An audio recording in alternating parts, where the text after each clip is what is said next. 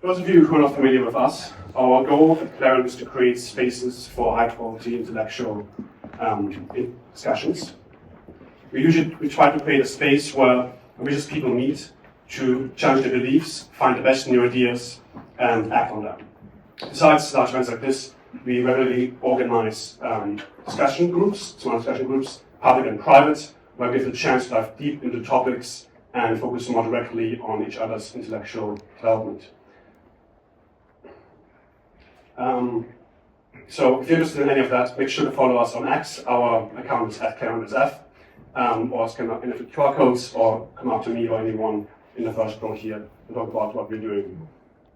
A big part of Yaron is talking about ideas that we think are really important and valuable, and that are unknown, or at least we think undiscussed in our culture. And today we'll talk about some of those unknown ideas that we think are really important for you as individuals, but also for us as a culture and as a country. I can't think of any more better to talk about those ideas than our speaker tonight, Yaron Brook. Yaron Brook is the chairman of the board of the Yaron Institute. He's the most successful communicator of Ayn Rand's ideas. He hosts the Yaron Brook Show on YouTube, and he's written numerous books on the virtues of capitalism and individualism. So please welcome to the stage, Yaron Brook.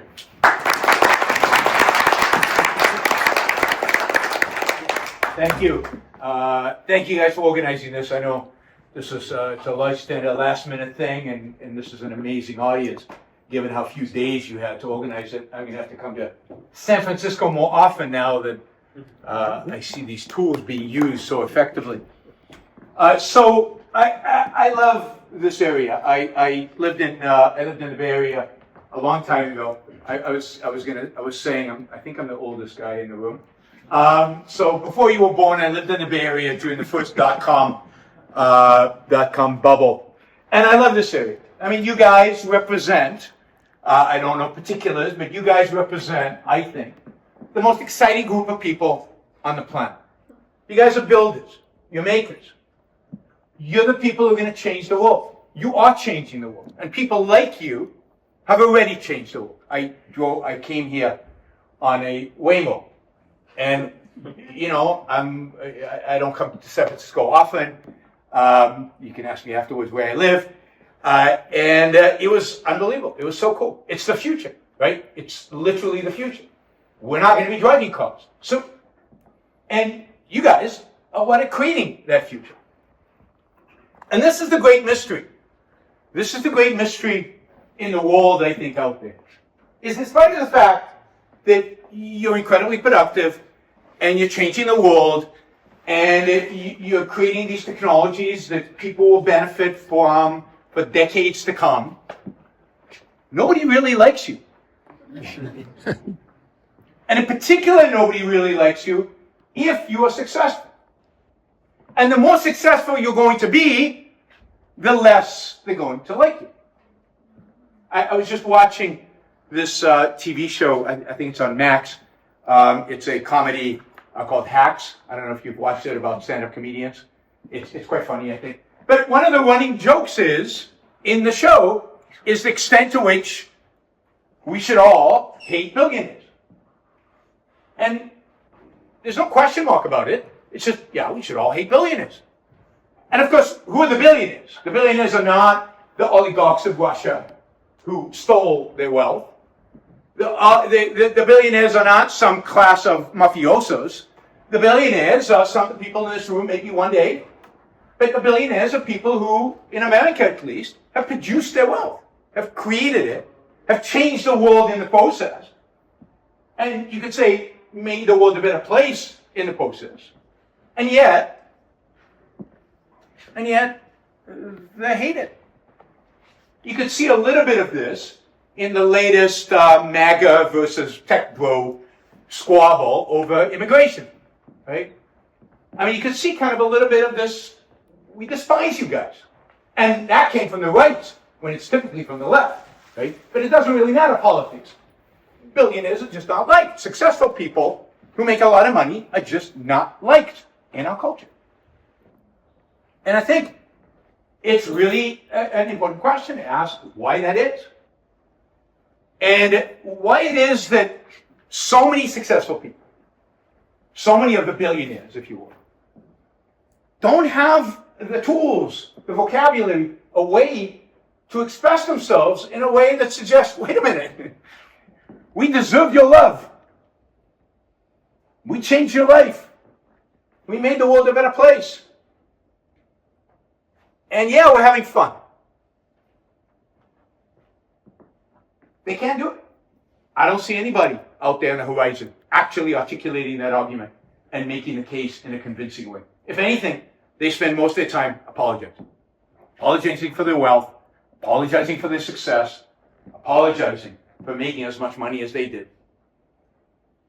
And a lot of the philanthropy that a lot of wealthy individuals commit is a philanthropy that is not motivated by love. We really want to help these causes. We really believe in these causes. We really think these causes are amazing, so we'll give them gazillions of dollars. But they're motivated by a sense of guilt. Motivated by a sense of, well, maybe they have a point. Maybe I'm not such a good guy. And maybe this is the way I'll buy myself into heaven. And this is not new. This is not about this particular breed of tech billionaires. This is true in the entire American history. What do we call the 19th century billionaires, or the equivalent of? What is the name we give them? The way they're described in our textbooks in our schools. They're called what? Robber barons. Robber barons. Robber barons. These are guys who built this country. Is there San Francisco without the businessmen who created the tools that made it possible for the gold mines to run, including those genes, right? Levi's. Now he's, I guess, one of the heirs is your man. I mean, is there any place in the United States without the industrialists who built steel mills, without the bankers who funded all that, the equivalent of the venture capitalists of today? And yet, we don't consider the fact that they built something, they created the modern world, they created the world in which we live. No. They are robber. And why barons? What's associated with barons? Why is that good? That has an emotional impact. Nobility. Because a baron is an aristocrat. It's nobility. And aristocrats, what made an aristocrat an aristocrat? What's the difference between an aristocrat and a businessman? Businessmen create their wealth. Aristocrats inherit it. But where did the original wealth come from if they inherited it? Conquered. What's that? Conquered. They stole it. They stole it. The only way in the old times to become an aristocrat was to steal the wealth. Because it was indeed a zero-sum game. But we don't live in a zero-sum world. We don't live in a zero-sum world. The wealth that we make, that you make, is made how? By creating values. And by trading for those values. You know, I love my iPhone. I paid $1,000 for this. Why? Why did anybody pay $1,000 for a phone? It's worth more. Use it all the time. I use it all the time. And how much? If I pay $1,000 for this, what does it mean in terms of how much value it is for me? At least $1,000. It's more than $1,000. Now, it's a lot more than $1,000. Many multiples of thousands of dollars. I know you guys don't remember life without an iPhone. You were born with one at the hip. I know that. But I do remember. And life is so much better. That this is worth tens, if not hundreds of thousands of dollars to me. In terms of real utility, this is worth hundreds of thousands of dollars. Not having to use, I mean, given Waymo, this sounds funny, but not having to use a map, physical map, while driving. How much is that worth? How many accidents does that prevent? Being able to access every piece of music written and composed in all of human history at a marginal cost of zero. Being able to access all the knowledge, the information, everything else. I mean, I could go on and on. Being able to video, FaceTime or whatever with my kids and tell them a bedtime story by video from around the world wherever I travel. How much is that worth? You want to put a dollar amount on that one? Yeah. I mean, we take it all for granted. But just a little bit a while ago, 15 years, 16, a little bit more, 17 years ago, it didn't exist. You're creating the technologies of the future. And when I buy this iPhone for $1,000, am I better off or worse off? I'm better off. Is Apple better off? Apple's better off. Who got exploited? Win-win. I'm better, they're better. You can ask me in the Q&A about all the kids exploited. That's fine. I've got answers to every one of those questions. I've done them all before. You can ask me. But in that transaction, nobody got exploited. And I would argue across the entire supply chain, very few get exploited, and the way to solve the exploitation problem is not for you to stop buying iPhones. You'll only increase exploitation, not decrease it, by stopping to buy iPhones. So why are businessmen so looked down upon, often despised, considered robber barons, exploiters? Why is that idea? Why is that idea? Well, here's the question. Why do you do what you do? Why do most people in business, entrepreneurs, in tech, going out there and starting companies, founders, why do you do what you do? Curiosity. You're curious. You want to fulfill your curiosity. What else? Why are you doing what you do? It's like a creative expression. Yeah, you want to express yourself. You want to be able to express yourself, right? What else? Perception. What's that? Self-actualization. You want to self-actualize. You want to take whatever abilities you have and you want to express them to your fullest ability. And these are real opportunities for you to do that, right? Money. Yeah. You're exceptional. You're exceptional. You want to express the fact that you're exceptional out there. You want to manifest it. All right, that's good. What else? Ambitious. Change something. You're ambitious. What it? Change Make something. money. Make money.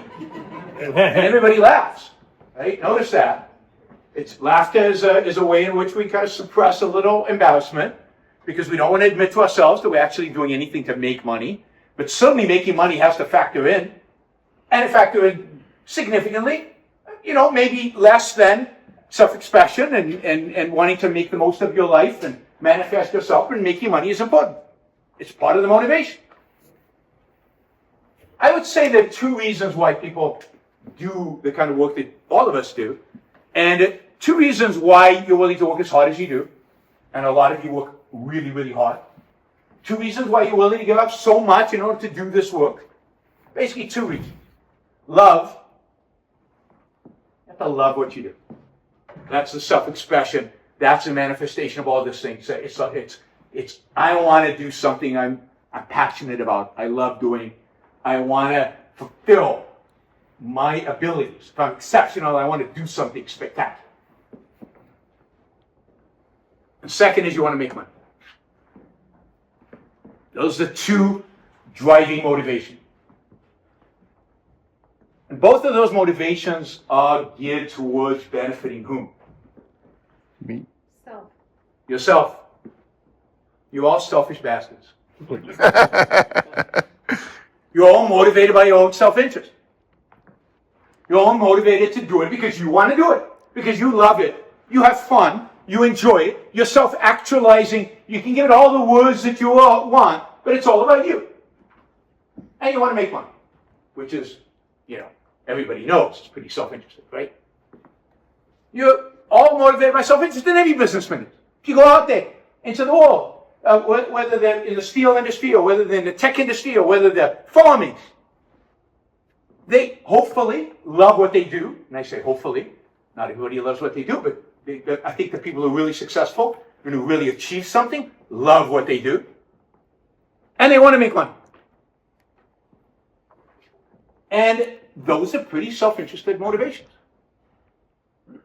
What did your mother teach you about self-interest? About being selfish? Bad.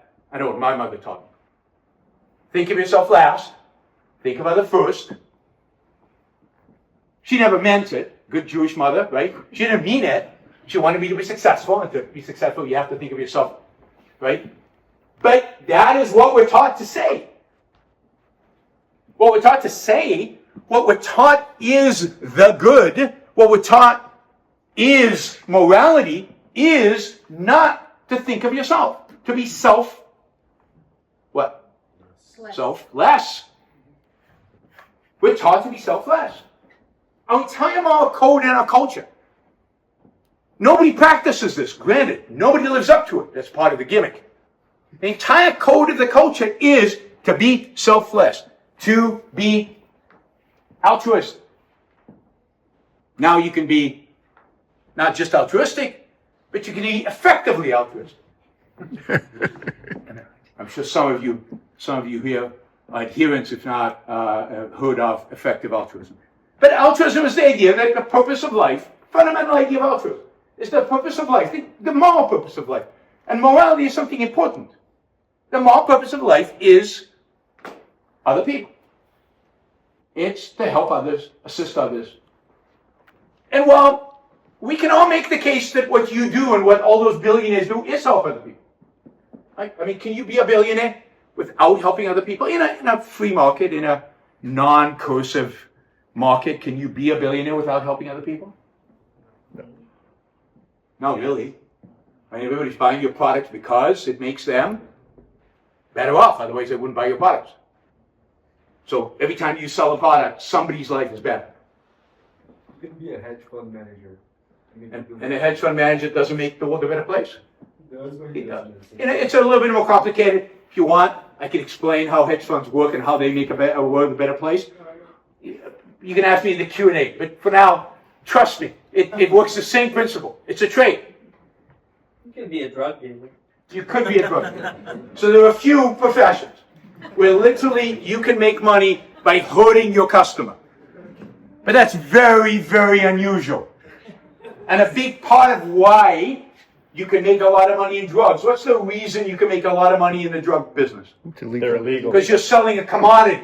So who can make a lot of money with selling a commodity? Nobody. Unless somebody makes the commodity illegal. And if you make it illegal, now there's a massive premium for all the risk you're taking in selling an illegal drug. If drugs were legal, if heroin, cocaine, I mean, I'm talking about drugs, right? If they were legal, would there be billionaires selling drugs? No. It would be just like aspirin in terms of the profit margins. Competition would drive the profit margins to zero or close to zero. Nobody would be a billionaire selling heroin. So what makes heroin, what makes these bad things profitable is the fact that they're illegal. At least that's the case with drugs. So you can be a billionaire. I mean, think about any one of our billionaires, and you can be a billionaire without having hundreds of millions of people buying your product, and by buying your product, their lives are better. Otherwise, they wouldn't buy. Why would I buy something that makes my life worse? I'm buying stuff that make my life better. So by the very fact that somebody's a millionaire, they've impacted hundreds of millions of people's lives.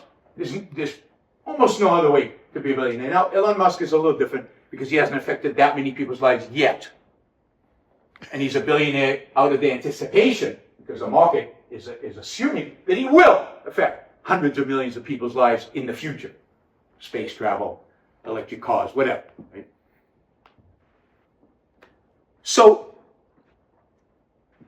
the argument that we benefit everybody, that successful people, that billionaires, that wealthy entrepreneurs benefit everybody, that doesn't convince anybody.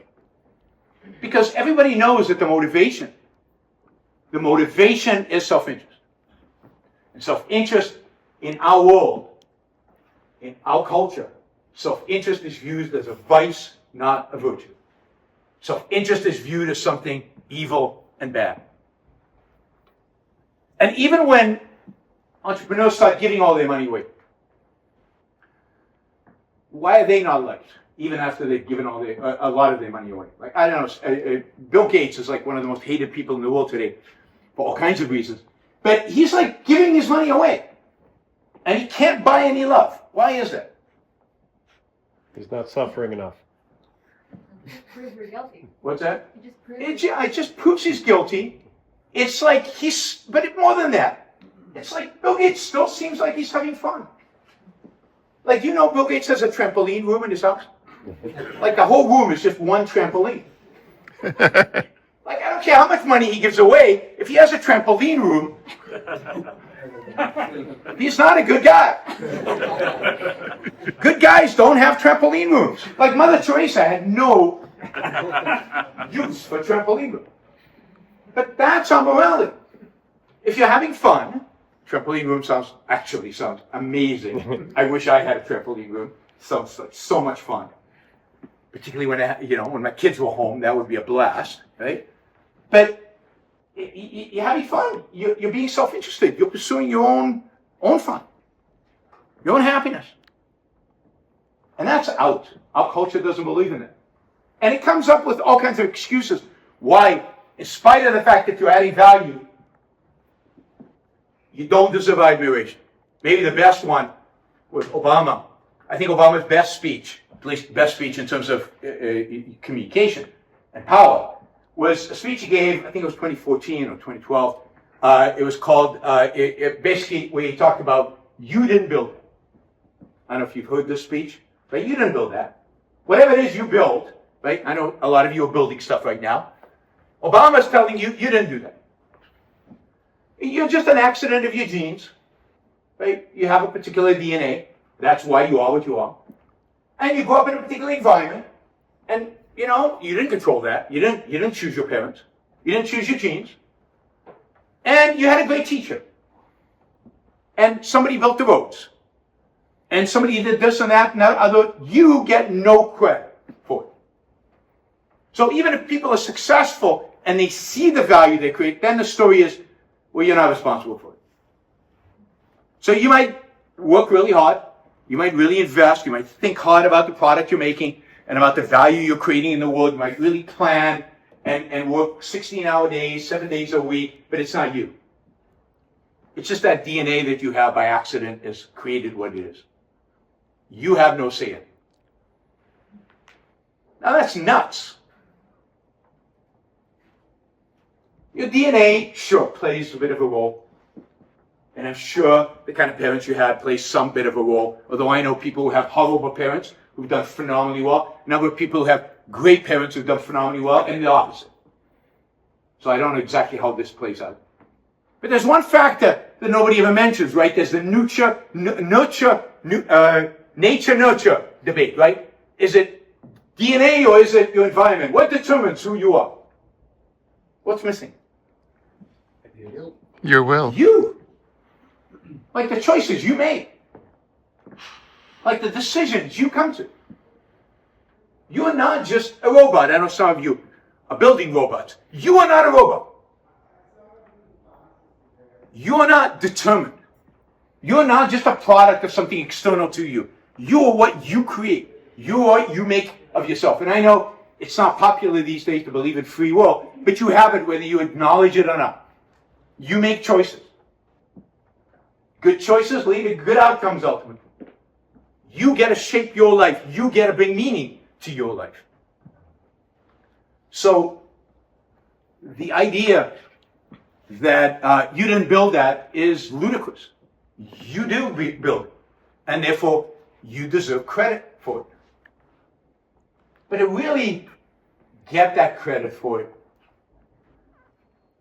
we need to rethink our whole conception of what is moral. Morality is an important thing. Morality is kind of a guide to life. It's like, tells you what's good and what's evil, what's right and what's wrong. And we kind of lived on a certain framing of all of that for about 2,000 years that is being very clear that all of morality is guided towards this selflessness, towards other people. But that doesn't really answer the real crux of what morality is really for. We're a unique species. We're not born with a DNA that guides how we survive and how we live. We're not born with a knowledge of how to survive in the world. Like, I take any one of you and I pluck you down into the Amazon. And if you just rely on your DNA and what's programmed in you, how long will it take for you to die? A week. 1 day, a week, not very long. But yet, I'm sure that if I plucked this entire group under the Amazon, some of you will survive and survive quite well. What will you have to do in order to survive? Use reason. Use your mind. You'll have to think. You'd have to create. You'd have to figure stuff out. You'd have to find solutions to problems that you face. We're not programmed because you take an animal Either their programming works in this environment or it doesn't work in this environment. If it doesn't work, they die. If it works, they thrive. Human beings will adapt, will adjust, because we have this amazing tool called our mind, our reasoning capacity, that can adjust to the environment that we see. You all know Yuval Noah Harari, famous philosopher out there. He's got this TED Talk where he says, you put a chimpanzee and a human being on a desert island, and he says, the chimpanzee will do great, and the human being will die. And with all due respect to Yuval, that's nuts. The chimpanzee will only thrive if the desert island happens to be accommodating to the programming that the chimpanzee has, to the environment that its DNA evolved in order to live by. If there's no food on the island that the chimpanzee can identify as food, he will die. The human being will adapt. He'll rediscover new food. He'll change his environment to fit his needs. The human being is the one who will thrive. The chimpanzee is the one who will die. Because we have the capacity to reason. Now, because of that, if we're going to have a morality is a guide to what is good and what is not. Based on what criteria? Well, what I would say, what we need is a guide to what allows us to survive in this world and what will kill us. Generally, what will kill us is evil and bad. What will allow us to thrive is good. And we need to be taught that, because the world is much more complex than just a desert island. We're not going to just figure it out on the floor. What kind of life do we want to live? So we need to recalibrate or rethink what morality is, to think in terms of how do we survive? How do we thrive? How do we float as human beings? What is the way in which we can live the best life that we can live? Not how do we sacrifice to other people? How do we take care of other people? That might be a piece of it. The question of how do we relate to others. But the fundamental is, how do we live? Because we don't know. It's not obvious for us who have been thinking about this for thousands of years. How do we live? As individuals. What's that? As individuals. Yeah, but how? As individuals doing what? We need guide. We need a guide. We need a guide to tell us what is good and what is bad under principles. And this is what morality is for. Those principles that lead to life, those principles we want are good. Those principles that lead to death, the ones that we want to avoid. Those principles that encourage us or promote our success, our flourishing, our happiness are good. Those that are anti all that are evil. So, morality should be a guide to living. It should be a guide to living a good life. It should be focused on our self-interest. Not just on how we treat other people, but how we treat ourselves. Morality exists on a desert island. On a desert island, you have to make choices about how you're going to live, if you're going to live. Even though there's nobody else there.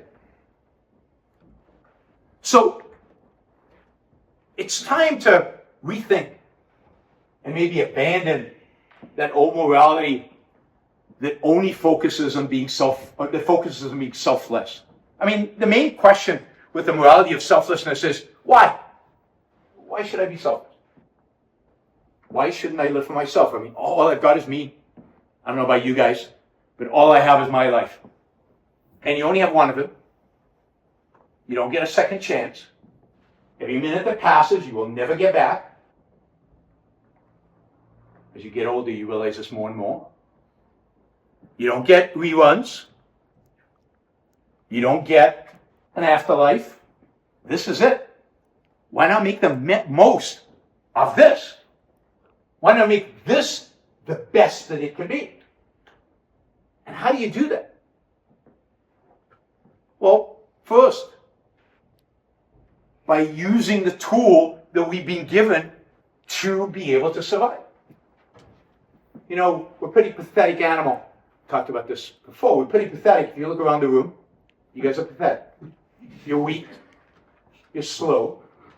You have no claws, no fangs. I put you against the saber-toothed tiger. Who wins? One-on-one, the saber-toothed tiger beats you. And yet, here we are as a species sitting in a comfortable room with lights and, I don't know, this is what, a crypto space, talking about AI and all kinds. Last time I saw a saber-toothed tiger was in a museum somewhere. What made it possible for us to be here and him to be dead is your mind. Is our ability to reason, our ability to think. So if we build a morality around human beings thriving, about human success, about human beings being successful in life, then it has to be a morality built around the idea of reasoning, about the idea of thinking, the idea of using our minds to create the values that are necessary for us to live. And the people who do that, the people who create the values, who use their minds, who produce the products and the values that make it possible for all of us to live, they should be our moral heroes. They should be the good guys in the world. They should be the people who we thank, not condemn. And the fact that they're having fun, and the fact that they're enjoying their money, and the fact that they're pursuing their love, and the fact that they're pursuing their passion, that's a plus, not a minus. Human happiness is good, not bad.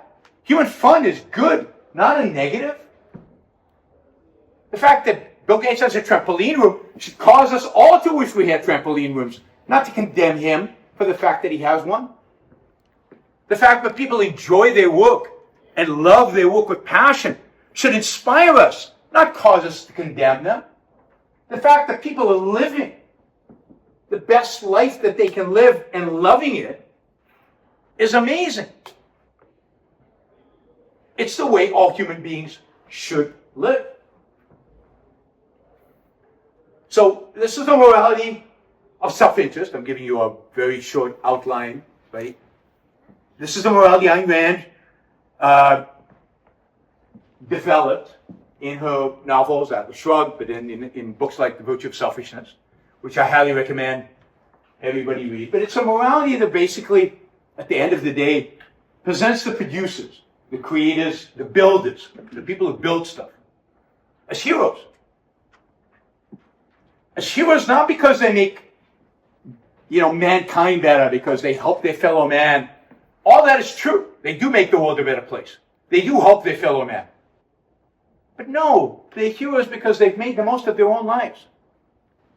They're heroes because they've taken their excellence, their potential, their abilities, at whatever level they have,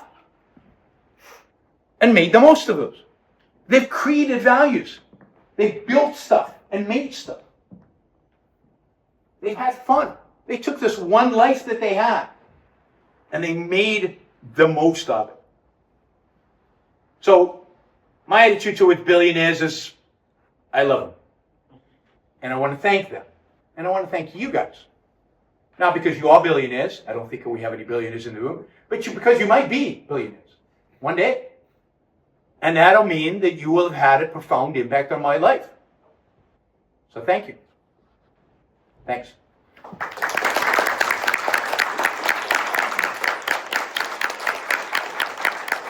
Thank you, Yaron.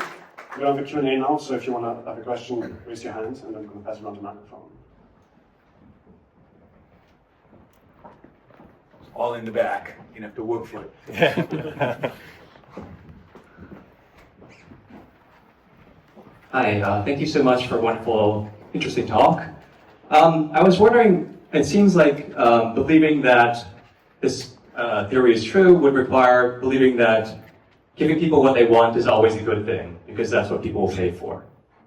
So if that's presupposed, what if people want something like drugs, for example? That was one example. Another example might be social media.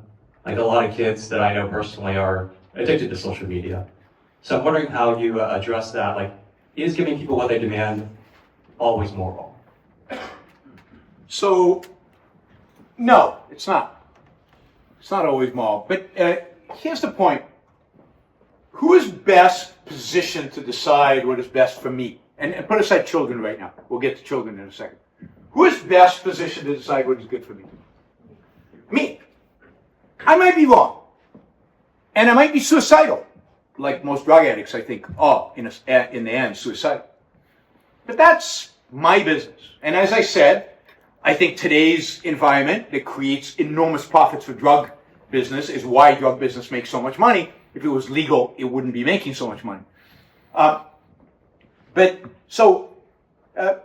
Nobody's in a better position to decide what's good. I remember a long, long time ago, people used to buy something called pet rocks. You guys don't know. These are rocks that they behaved like pets too. And it was like, people are nuts. This isn't good for them. But who am I to say it's not good for that person? For that person, I don't know what they get out of it. What do people get out of little silly dolls and little silly decorations that I don't understand? I'm not in a position to make those decisions for them. Only they can make those decisions. Social media or children who are addicted to social media. Certainly when it comes to children that don't have the capacity to know what's good for them. And this is where being a parent gets hard. Your job as a parent is to try to project to your children what is good for them and limit their access to things that are bad for them. And the fact that many of us as parents default on that responsibility is more the parent's fault than anybody else's. So, sure, you can create scenarios in which you are selling stuff to people who are not using it appropriately, are not making, or not benefiting ultimately from it. But that is ultimately their responsibility, not yours. But I would say, when you go for a career, when you go and make something and build something, try to make something and build something you're going to be proud of. Right? We talked about love, that you love, right? And if you really think, I'm building this thing, I'm selling it, but people are really worse off because of it, then it's not going to be as much fun and you're not going to enjoy it as much, and don't do it. Right? Like, if you're in the cigarette business and you discover cigarette causes cancer, I suggest you switch careers. It probably becomes a lot less fun once you realize that what you're doing is actually hurting people. So pursue, your self-interest, but your self-interest is not just money. We talked about this before, right? Your self-interest is money, but it's also what? Love, passion, interest, challenge, excitement. And that is not consistent with hurting other people. Not because you're sacrificing to other people, because other people have value. I mean, you guys all look nice. I don't want to hurt you, even if I'm going to make a buck off it. Money is not the primary. Money is the consequence, and money goes hand in hand with that, pursuing your interest and your challenge and your passion.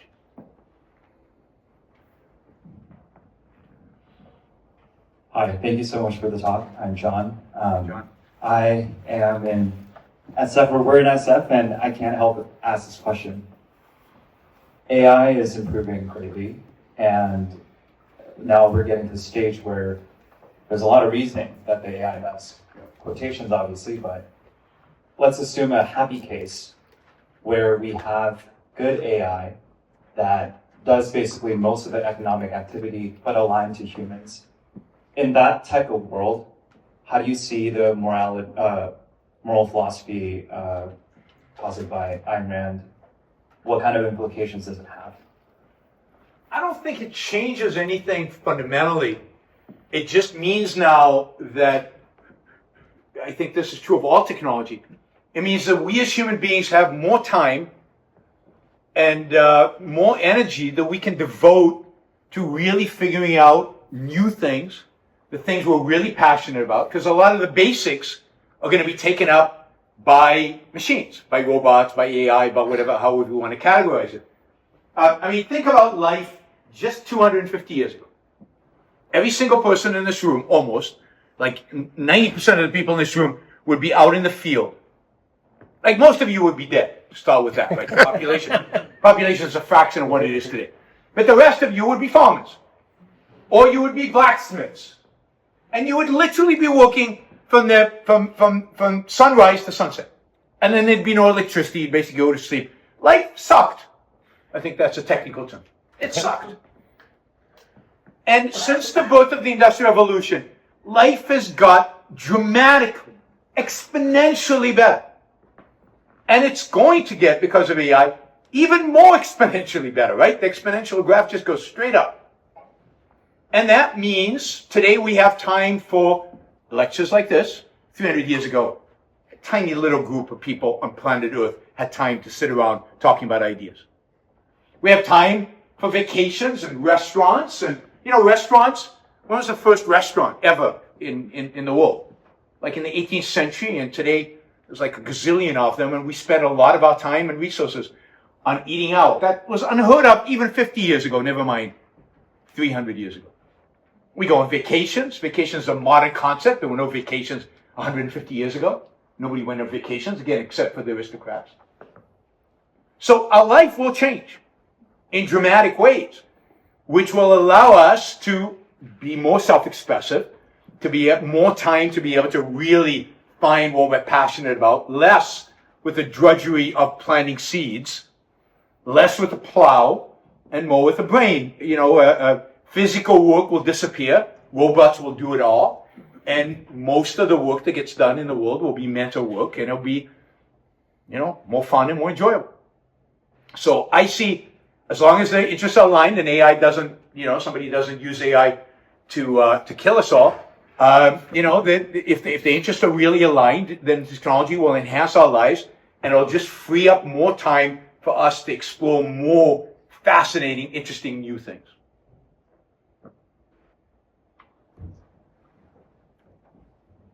Hello, thank you for the talk. So you said that billionaires, we should love them because they have something and they use it to like create amazing things. But what about billionaires who promote or who do crony capitalism, like the Chaebol groups in Korea or the Indian oligarchs and stuff like that? Should we still love them because they leverage the position they are in and now they are extrapolating on things, although they are still providing value, but you know, in a very hazy way? Yes, I did say billionaires in a free market or a semi-free market. I certainly don't love oligarchs. I don't know about the Indian oligarchs. Don't know enough about them. But I know a lot about the Russian oligarchs, and believe me, I don't like them at all. Or the Ukrainian oligarchs, or the Bulgarian oligarchs. There are a lot of oligarchs in Eastern Europe who benefited enormously, basically from stealing property after the fall of communism and aggregating it in the state and protected them. And so it wasn't wealth creation, it was wealth accumulation, which is very similar to the way aristocrats were made in the past, more stealing than building and creating. So I would separate those two out. I also think when we talk about cronyism, we have to remember, particularly in the United States, we have to remember the source of cronyism. The source of cronyism is not businessmen groveling before the government or bribing the government to try to get favors. The source of cronyism is the government coming to the businessman with a gun and saying, you better behave yourself, and then the businessmen, defending themselves, and often, sadly, that defense morphs into, we want to manipulate the system in our favor. But it always begins with the government coming to them with force. You saw this with Zuckerberg, being dragged in front of Congress. Congress, these people who've never run a business, never employed anybody, don't know anything about economics or how businesses run or how businesses manage, yelling and educating Zuckerberg about how to run his business, about what to do and what he cannot do. And then you're saying, okay, if you're going to regulate me, then here's my proposal for regulations. And, slowly you see a merger. And you see him being influenced by them. But he would have never gone to Washington unless they invited him. I don't think it's an invitation. Forced him to come. The best example of this is a famous story about Microsoft. Microsoft in the early 1990s was the largest corporation in the world by market cap. It spent on lobbying exactly $0. They had no lawyers, no presence in DC, nothing. And they're invited to Washington, and they sit in front of a congressional hearing, a Senate hearing, and Orrin Hatch, the senator from Utah, gets up, and he starts yelling at them. He says, you guys need to be here in Washington. You need to start lobbying. You need to build a headquarters here. You need to have offices here. You need a presence in Washington, D.C. Who do you think you are?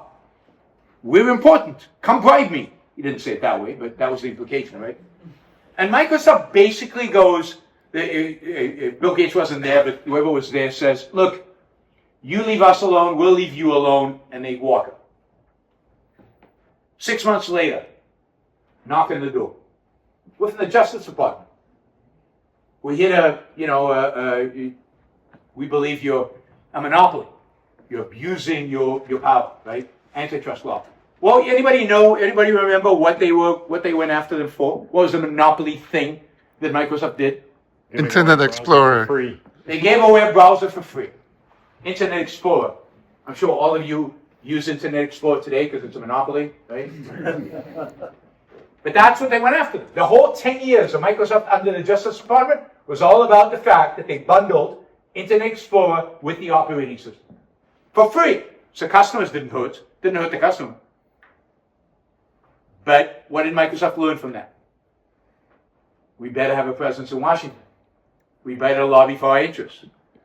I don't know if you know the building Microsoft built in Washington, D.C., about equal distance from the White House and Congress. It's a beautiful glass building, beautiful offices there. Microsoft today spends 9 figures on lobbying every year. It's one of the most aggressive lobbies. Google, by the way, from its founding, which was after the Microsoft case, said, we are going to have a presence in Washington. We are going to lobby, because otherwise they will screw us. From the beginning.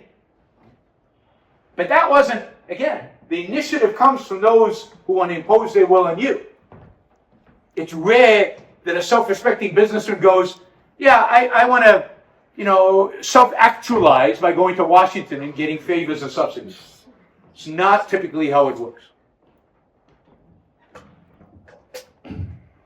So it seems like objectivism has a lot of criticisms of altruism, but also, like using, Ames' logic, it seems like there's a lot of ways where you can frame that sort of altruism to ultimately be self-serving. Like I can do something for someone and get something explicitly out of it, or I can, do something for the world, and there's a positive externality that I want out of it that benefits me. So I guess the question is, how do you differentiate between veiled altruism and true altruism? And also, how do you start conversations where you're actually criticizing not selfishness, but poorly executed selfishness, which I think is the case with most of these billionaire conversations. You think most of billionaire conversations are poorly executed selfishness? Yes. In what way? I think if they executed it well, there would be a lot less conversations about them. Oh, I doubt that. But okay, I mean, let's first ask the question. So let's be clear about what altruism means, because I think this is important. The way Ayn uses it, but really the way philosophy uses it, versus the way I think it's used in the culture. So altruism is a term coined by French philosopher Auguste Comte in the 19th century, and his idea of what altruism means is that you sacrifice yourself, your self-interest, for somebody else. That you are worse off by helping somebody else. Indeed, he said, if you are better off, if you enjoy helping other people, you can legitimately enjoy helping other people, that doesn't count as altruism. And indeed, I think that's the way implicitly the culture views it. Like, who helped more people? Who helped more people in the world? Bill Gates or Mother Teresa? Bill Gates. Not the fun group. Everybody else. Who helped more people? Bill Gates or Mother Teresa? I mean, Bill Gates is not even close. Bill Gates sold billions of products that made billions of people's lives better off. And even the poorest tribe in Africa that gets aid shipped to it from from Europe, from the US, the people who ship the aid are using a Microsoft product to figure out the logistics of getting it there, right? And if it's not a Microsoft product, it's running on a Microsoft machine. It's somehow linked to Microsoft. So the people who are getting the aid, the people who've never seen a computer, are benefiting from the fact that the aid agencies have computers. So the aid gets there faster, cheaper, better. Everybody in the supply chain benefits from Bill Gates. But why is Bill Gates not considered a moral hero? because he made money at it. Well, trampoline helps. Doesn't help his case. But the fact is, he made money off of it. So the fact that he benefited from helping other people rules it out as altruistic. Whereas Mother Teresa helped very few people, but she suffered doing it. She had a horrible, miserable life helping other people. So she's a saint. She's great. The builders, the creators, the people who actually benefit mankind, but at the same time make money at it, they don't count morally. And Mother Teresa does. So one indication, so the way in which altruism is used by philosophers is that it has to be a real net loss. If it's a net gain, then it's not clearly altruistic. Now for Rand, for something to be self-interested, it has to be rational. It has to be based on reason. You have to have a reason. So just saying, I did it because it felt good, is not, in Ayn Rand's view, being self-interested. Feeling good is not good enough. You have to be able to explain why it's good for you. That is, it makes your life better. It's positive in terms of its survival value, or its value to your flourishing. So, to take the example from before, taking drugs might feel good. Right? Yeah, I get high. But is that moral? Is that selfish? Ayn Rand would say taking drugs is not selfish. Why? Because it's self-destructive. Because ultimately, if you understand the effect drugs have on you over time, it will destroy you. So even though it makes you feel good, it's selfless.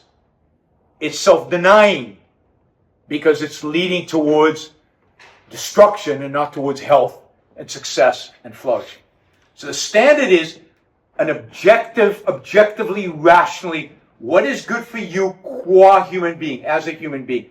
What leads to your flourishing and what leads to your destruction? And, sometimes we don't know. And it's very difficult to judge other people in that sense, because you don't know other people's motivation, and you don't know what kind of thinking they've gone through in the choices that they made. But you can certainly tell about yourself, and that's what's important. What you should choose is a rational life that is guided towards your own flourishing, your own success at living. Does that answer the question? Yeah.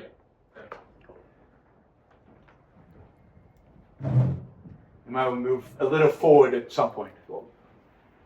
Yeah. I'm curious to hear how negative externalities play into this worldview. If I drive my, say, gas-guzzling car that gets 2 miles to the gallon, it gets me to where I'm going, so it brings positive value to my life. It creates a lot of value in the economy by moving equipment around. There's a lot of waste, so it's perfect. GDP goes up, fantastic, and yet there are these negative externalities that aren't accounted for in our typical way of thinking about quote-unquote value in an economic free market system. How does that play into this worldview? So I would say that a lot of the negative externalities are negative externalities. They're there. And unless you can find a way to internalize the externality, that is, to put a cost on it that somebody bears, then they're just going to be there. Just like most of the positive externalities, nobody ever pays for. Nobody pays for all the positive externalities we have. And our life, by the way, is dominated, not by negative externalities. Negative externalities play a tiny little role in our life. Most of our life is dominated by the positive externalities. The positive externalities of all the past knowledge that we benefit from, the positive externalities of the massive consumer surplus that we have. As I said, the iPhone cost $1,000, but it's worth hundreds of thousands of dollars to me. That's a positive externality, a massive one. Nobody pays Apple for all the benefit I get from the iPhone. Generally I think we exaggerate to negative externalities. I think we make way too much of a deal from them. If the negative externality is harsh, it's really there, and it's really significant, then I think what you have is people getting together and trying to educate people about the negative externalities and changing people's behavior. So like climate change. People So- coming together. So climate change is a negative externality, and we're all aware of it. And a lot of people are working on all kinds of technologies to try to reduce climate change or to try to reduce human effect on climate change, right? But the reality is that most of the solutions offered for climate change have much, much, much greater negative externalities than climate change itself. So if we tomorrow decided to stop using fossil fuels, the negative externality of that would be exponentially greater than the negative externalities of continuing to use fossil fuels. As we continue to develop technologies that are slowly changing. So I'm all for, let's take that into account in our lives. Let's think about how we behave as individuals, because we care about our own lives, not just today, but in 10 years and 20 years. We care about our children's lives in 10, 20, 30 years. So let's internalize that and change our behavior. I can't coerce other people to do the same. I can try to educate them. And let's try to create technologies and use our ingenuity to solve these kind of problems. But let's also not use coercive means that tend to have dramatically greater negative externalities, we're going to use those terms, on humanity. This does the problem we're trying to solve.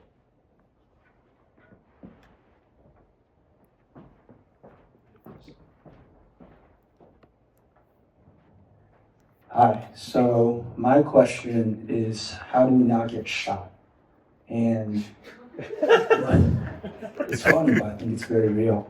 The reason I say that is because I think what's going to happen to the economy is that's going to get automated, and there'll be a great labor shift.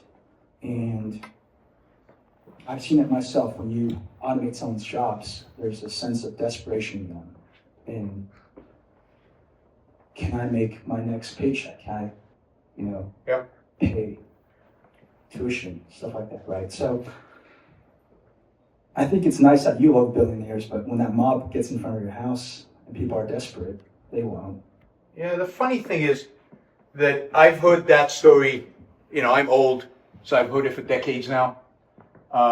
If you read a little bit of history, you know that the fear of the mob has dominated people's thinking, even in the 19th century. What are we going to do when people lose those jobs at the hand sewing or hand weaving or whatever? And they're going to lose those jobs, and they lose those jobs.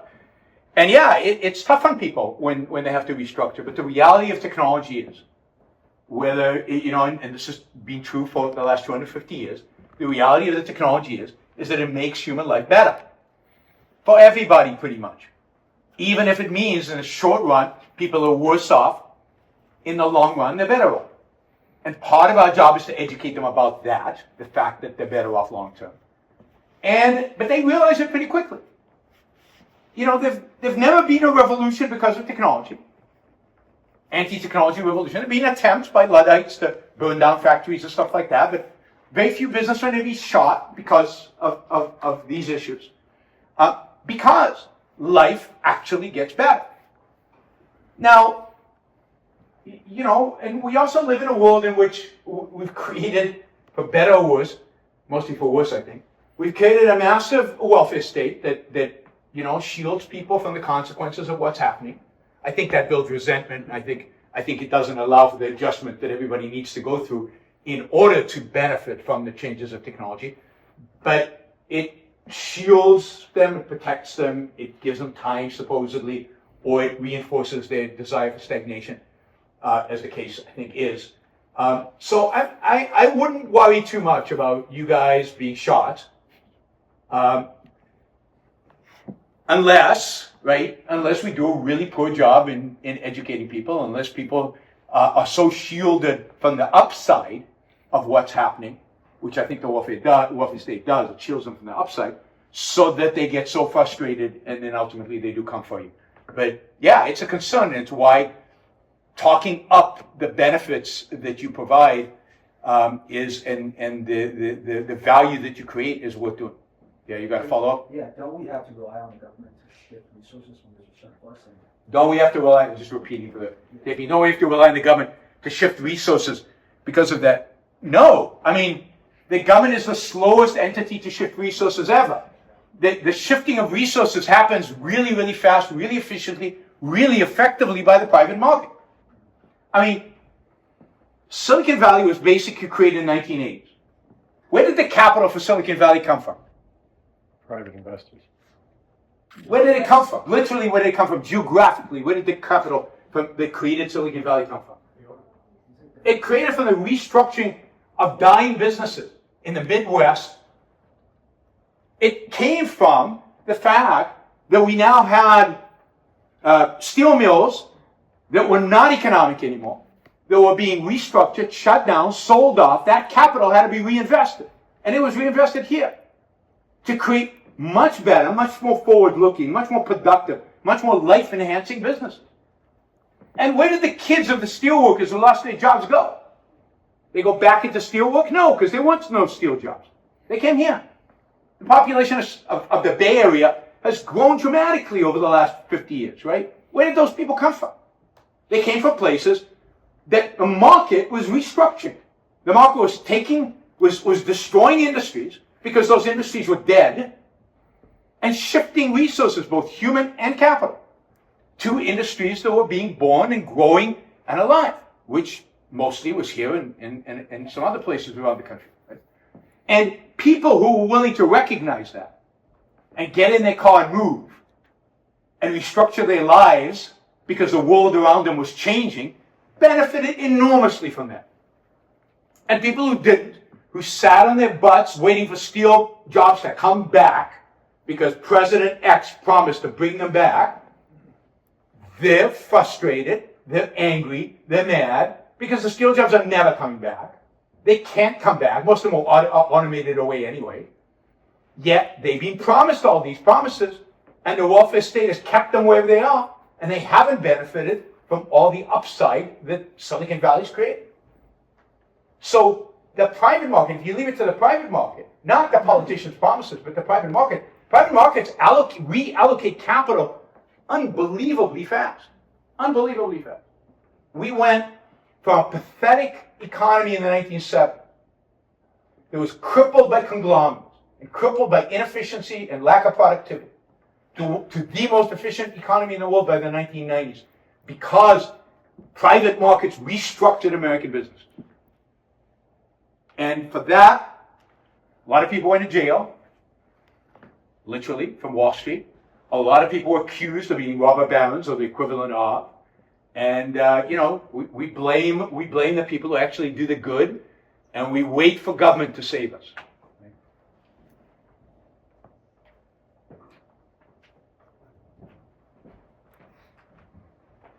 Thank you. First of all, thank you for the very passionate talk and very stimulating. Before actually asking you a question, I wanted to ask you about your intent. What's your selfish intent actually coming here? And I doubt that it's telling us to love billionaires, right? There's zero utility in that. What brings you here? I'm a teacher. So somebody said self-actualization. My self-actualization is to communicate. It's to teach. I love conveying ideas and seeing your responses. Some of you hate me. Some of you love me. That's okay. I've done this many times. I know exactly what it's like. I love getting the response from you and hopefully changing a few minds. And it's not about even changing minds. I love getting you to think. I love the energy that other people are starting to think, discovering new ideas, being exposed to an idea for the first time, generates. Right? I get a kick out of that. That's what I enjoy doing. Now, I hope that over time, what that does is make the world a better place. That is, if I can inspire you guys to be a little bit more productive, if I can inspire you guys to be a little bit more proud of your work that you do, and you yourself a little bit more positive, then if your attitude towards yourself changes, then I think the world's attitude towards you ultimately will change. If the world's attitude towards you changes, you will become even more productive than you are. I will benefit enormously from future iPhones and future Waymos and future AI and future all this. If you don't believe in yourself, if you feel guilty about your own success, if you demean your own challenges, the world will view you that way as well. And I will benefit a lot less because you will be a lot less productive. And governments and the rest of the world will not let you be as productive as you can be. So my goal is a better world for me, my kids, the people I love, And I like human beings. So I like the fact that you guys will live in a better world as well. Thank you. So this puts a really nice emphasis on the individual and the impact on the collective, right? And the actual question is, you mentioned that the government is a very slow and inefficient thing to move resources, to move surplus, all of these things. Except in some parts of the world, we create these hyperstructures that are dictatorships, authoritarian type of regimes that are actually phenomenal at being efficient. Unfortunately, you see the war in Ukraine. I'm from Ukraine. We see Russia doing a phenomenal job at managing the economy and surviving sanctions and all of these things. So what's your take on it? God. I think it's the exact opposite. Authoritarian regimes are terrible at managing resources, are terrible at getting anything done. Russia is a basket case right now. You think the Russian economy is doing well? That's because you don't live there. For anybody who's actually living there, the economy is a disaster. Standard of living have plummeted. Inflation is through the roof. Interest rates are 24%. You try to start a business when you have to pay interest at 24%, right? There's no entrepreneurship. There's no innovation. There's nothing new being created. All the resources are going into building the military. The military sucks. Now, somebody who, you haven't heard my background, somebody who has fought against T-72s. T-72s are like shit. Like, Western equipment is several generations better than Russian military equipment. So there's nothing about authoritarianism that produces things efficiently and well. One of the reasons I think China's overrated is because it's authoritarian. 10 years ago, when it actually had liberated its economy and much of its tech sector was fairly free, was fairly unregulated, they could do pretty much whatever they want, they were left alone, they were going gangbusters and they were innovating and they were producing amazing stuff. Over the last 10 years, Xi has slowly shut down whatever freedom existed. You know how many significant startups China had last year? I saw this graph of The Economist. 0. Tech startups of any significance, right? And you think you can innovate without startups? You think you can innovate without the competitive juices that startups produce? And without the freedom of people to do new things and create new stuff without a bureaucrat sitting over your shoulder watching what you do? Authoritarian regimes are a disaster at allocating resources. Can I actually counter that? And yeah, sure. And by the way, one of the worst measures we have in economics, is GDP. GDP is what we all use to measure economic success: GDP per capita, GDP growth, GDP this, GDP that. You know what GDP was in the United States? GDP growth in the United States was in 1942, the first year in which the United States was in World War II. What was GDP growth in the United States? Half the male population was sent overseas to fight in a war. All the productive resources were put into building weapons, right? What is GDP growth? 12%. 12%. What was the standard of living? Did it go up or down? It collapsed, right? You were in the trenches, you were a guy, and if you were home, all the money was going to build weapons. You had nothing. Yeah, GDP went up. GDP in Russia is going up. Standard of living is collapsed. Yet they're fine with it. Well, because, yeah,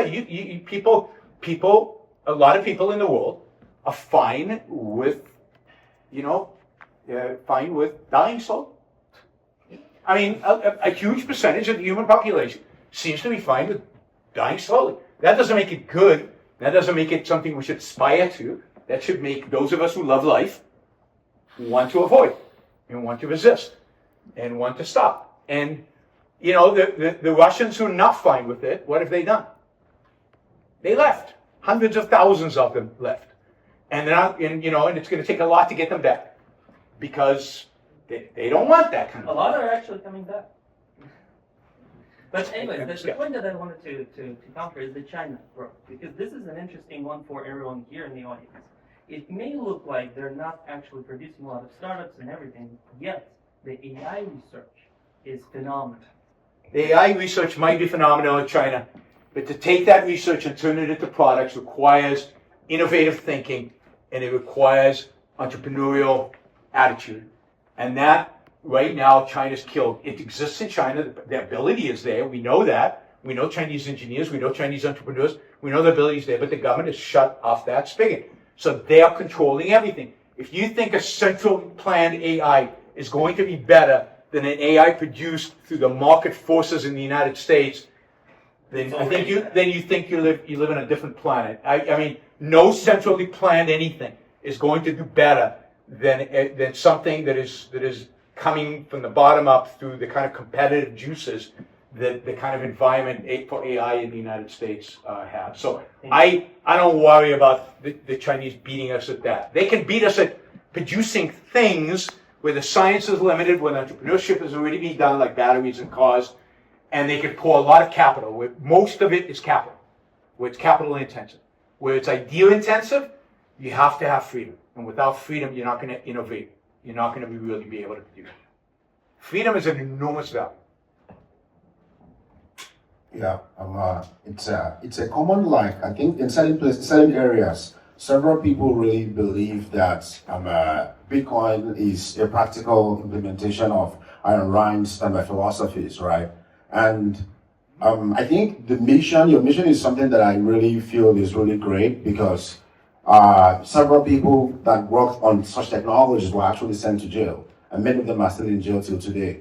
And for founders who are like really working in this industry or in other industries where, that could feel threatened to government or government cohesion, right? I think it's a very, very interesting space to work in terms of your mindset. How do you, work feeling that maybe in the next 5 years or 10 years you're going to make so much impact, but you could actually go to jail, right? I think it's a very, very funny, that dynamic. But also, I would love to know, what you think the future is going to look like when we know that we're going to have automation with AI, we're going to have, Bitcoin, we're going to have private settlements or private payments, and this actually is going to be around the whole world. It's going to be more of what's going to be more of a global community against, the current economic world really is, in a way, technically excludes the third world, right? And I think when we include the third world and we see all these technologies happen all together, what is the world going to look like, and how should we prepare? Yeah, I mean, you bring up two interesting points. One is there certainly is a fear factor involved in certain technologies that threaten the powers to be. And crypto, whatever you think about crypto, crypto threatens the powers to be, and we've already seen that with the debanking of crypto that happened 2 years ago and is ongoing. Whole banks were shut down basically because they were too involved with crypto. I could talk a lot about that because I've done a lot of research on banks, and it was Elizabeth Warren's campaign, and she got it done. She basically debanked crypto for a while, and she destroyed bankers. She destroyed their lives. So it's tricky if you're in an industry like that where you're threatening a government operation. Then you have to watch it, and you have to be prepared for the downsides. The downsides clearly are there and are real. What does the world look like in 5 years, 10 years? I don't know, and a lot of it depends on. Unfortunately, a lot of it depends on politics. A lot of it will depend on what's allowed to happen and what is not allowed to happen. I think that the potential for the involvement of the third world, of countries that don't have great, let's say, institutions of rule of law, but who can participate in the economic world because of things like crypto, is huge. I mean, you're bringing on board another few billion people into active economic engagement, and I think that is a really, really positive thing.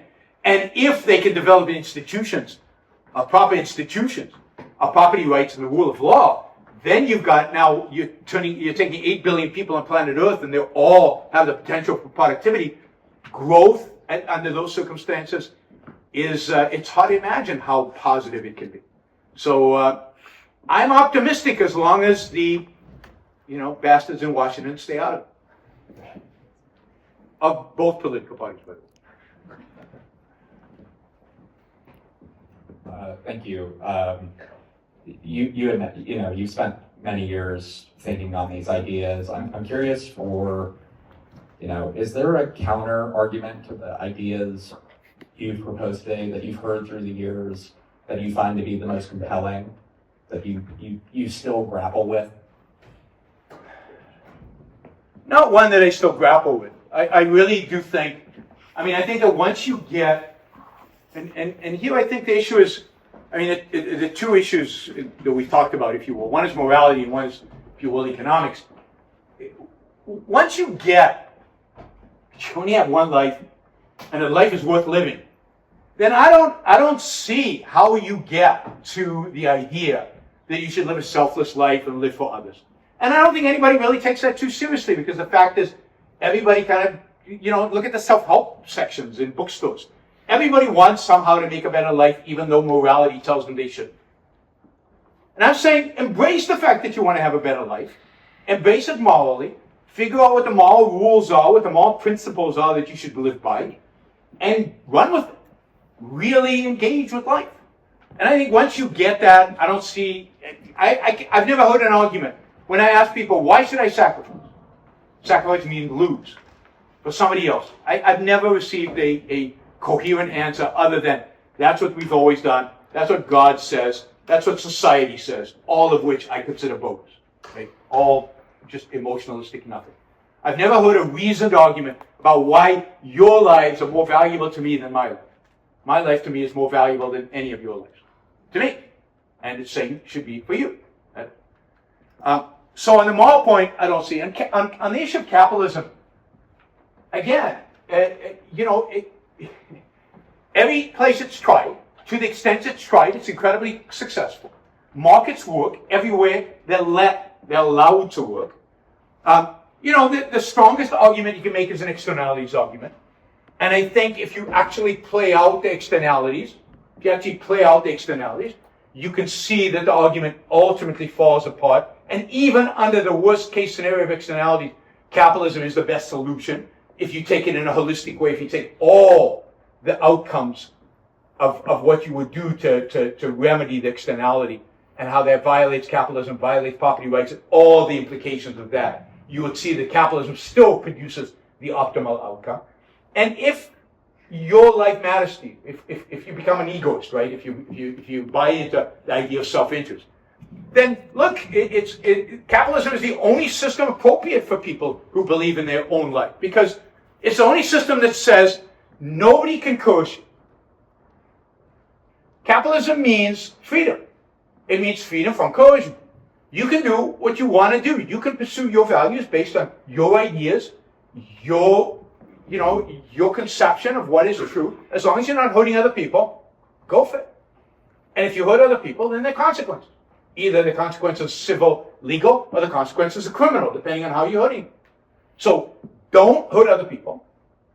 And, use your judgment to live the best life that you can live. And that doesn't mean we all will, and it doesn't mean we'll all be successful. Failure is part of life. As entrepreneurs, I hope you all know that already. And if you don't, you'll find out soon enough. Right? Failure is part of life. But learn from it and grow and become better. So, no, I haven't heard any really good arguments against either one of those. So I'm not grappling anymore. To me, the grappling comes to, how do I best communicate this? Because I think I'm still challenged. How do I best communicate that these ideas really do, they're right and they work. They're moral and they work. The moral is the practical.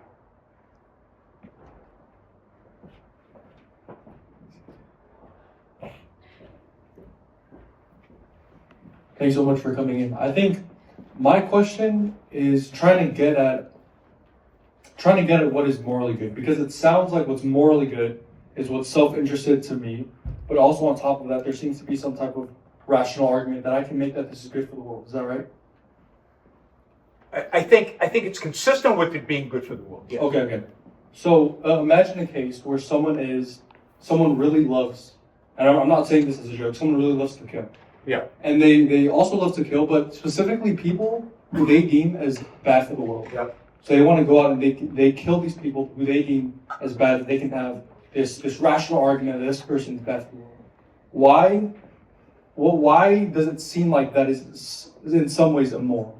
Well, it is immoral, not seem some way. Okay. It's incredibly immoral. Then why You don't get, if you value life, you don't get to decide the lives of other people. You don't get to decide who is good and who is bad, who lives and who isn't.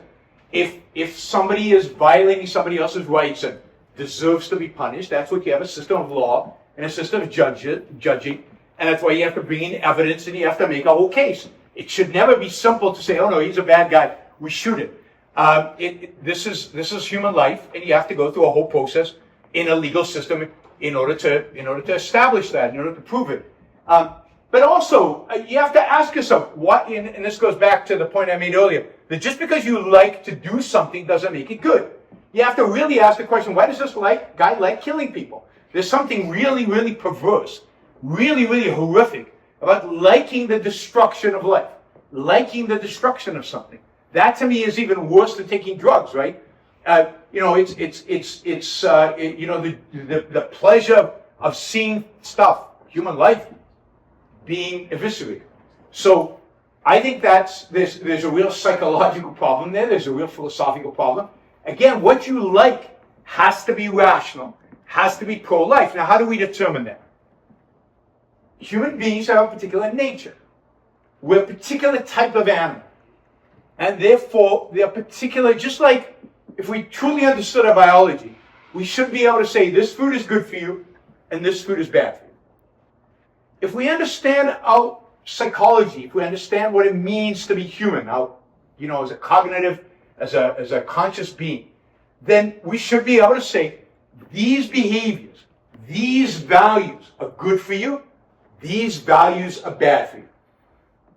Destroying stuff is bad for you. Killing people is bad for you, unless it's in self-defense. It's bad for you. So, if you like killing people, you've got to see a therapist. And soon. It's not healthy. It's not right. Something is screwed up. So, you're on the side of death. You're not on the side of life. It seems like you're presupposing that all of these things are inherently good or inherently bad. But what, apart from your... I'm presupposing some things are inherently good and some things are inherently bad. I'm saying the things that are pro-life, pro-human life, are the good. Things that are anti-life, that are destructive to life, are bad. Okay, so you and the things that are pro-life, I can tell you, I think there are three, if you will, cardinal values. These are values that all human beings should pursue. I think there are three that are universal, right? Every person on the planet. I think reason, it's our means of survival. It's how we survive as human beings. If you don't take your mind seriously, you will not have a successful life. You will not be a good human being. Reason is, I'd say everything. You got to boil down the morality to one word, it would be think, right? Reason. Purpose, you have to have a reason to do things. You have to have a purpose in what you do. I think for most of us, for most of you in this room, your purpose is your career, your startup, the values you're creating, the passion, where you're oriented towards your passion. But everything in life has to have a purpose. You have to have a reason for doing what you do. Otherwise, you have no motivation and you're not building anything. And the third one is self-esteem. You have to have the sense that you belong on this earth and you are competent to deal with this earth. Self-esteem is not a pat on the back by somebody else. Self-esteem is not a ribbon that you get. Self-esteem is the knowledge that you can create values. That you can create values. That you're not an alien on this planet. That you can actually cope and survive on this planet and be successful. If you can achieve those three values in your life, I think every human being on the planet who achieves those three values will have a successful life. Now, it's hard. And there's and you have to do a lot of thinking about how do you achieve those values and what kind of virtues and actions that you need to take in order to achieve those values. And this is where the science of ethics come in. This is the science of morality. Morality should be teaching us what are the universal values and virtues that all of us should be practicing in order to achieve happiness, in order to achieve success at living, at being alive. And I think they're all universal principles, and that's, again, the job of the philosopher, the job of the moral scientist. And we might disagree, but if we can agree that the purpose should be human flourishing, the purpose should be individual success at life, then the disagreements about which particular values and what particular virtues are going to be relatively small. The goal is much more important to me, and that's what I was talking about today. You know, your life is what's of value. Your life is the goal of morality. Your success at life is the goal of morality. Okay. This is the last question. I'll switch to a more positive note. So every country, every country has its own heritage, and it seems to me that the political and economical and philosophical themes are gravitating towards their heritage. United States was founded with much less heritage, and hence it's like software version 2.0. What do you think the constitution of Mars is going to look like, given that it's not going to have much heritage at all? So let me say that I think generally heritage sucks. I do not like tradition. I don't like conserving anything. I'm for building, changing, growing, and finding the best and choosing the best. I'm an immigrant. I love immigrants because they've chosen to improve their life by moving. They've dumped their heritage and picked something better. And that, I think, is phenomenal and amazing. We should embrace, because I think America is, whether the current administration likes it or not, this is a land of immigrants. This is a land built on the idea that heritage doesn't matter. Aristocrats don't matter. What your family name doesn't matter. What matters is what you make and what you do once you get here. What you do with your life once you get here. And my hope is that a Mars Constitution or some whatever Constitution is going to be, the American Constitution improved by 250 years of knowledge about what can go wrong. And we know a lot can go wrong. The American Constitution is a shadow of what it was originally. Much of it is being violated, and remnants of it still survive. Well, let's figure out why it was violated. Let's figure out what the founders got wrong, and I say wrong with hesitancy because they did the best damn job they could given the state of knowledge 250 years ago. We know so much more today than they did 250 years ago, that we should be able to write a better constitution on the same principle. To me, the most important political document in all of human history is the Declaration of Independence, not the Constitution. And if we can take the Declaration of Independence and write a constitution that is even more loyal to it than the American Constitution is, and I think you can, that would be my ideal for what a constitution would look like on Mars. Now, whether we will get that, I am highly, highly, highly skeptical. Certainly Elon Musk doesn't agree with me. I mean, his vision for a Mars colony is some kind of participatory democracy, which I think is an absolutely unmitigated disaster. I can hope, but Elon Musk actually does. So I fear that his vision is going to be the one that wins up. But don't you love him? What's that? Don't you love him though? I have not that I know him, but I have a love-hate relationship with him. I mean, there are moments where he just is an inspiration. It's like he's stunningly brilliant, and he just says stuff that nobody else will say. I mean, there was this, I think it was during COVID. Somebody asked him, "What are the regulators in all these countries going to do when Starlink is up, and what are they going to do about the internet? About controlling the internet?" And he says they'll shake their fist at the sky. I thought that was like one of the most brilliant things you could say if you understand what that, these thugs trying to, they can't control it. Now, of course, they can, as we saw with Brazil. Starlink caved completely on Brazil, and so did Twitter ultimately. He'll come out and say great things about free speech vis-a-vis Brazil, right? And you say, oh, finally, somebody's standing up for politicians, and then a month later he caves completely, and Twitter gives everything Brazil wanted to give them. And he loves Donald Trump. I don't get it, right? So, he says good things about immigrants, and then he backs off and says, oh, we only want the 0.1%, as if anybody knows how to identify the 0.1%, or the founder of NVIDIA came as a kid. How would you even identify him as a kid as a 0.1%? And you can go on and on and on about the contradictions within him. I love him, sometimes, and I hate him other times, and that's the world. All right, thank you guys. Thank you very much.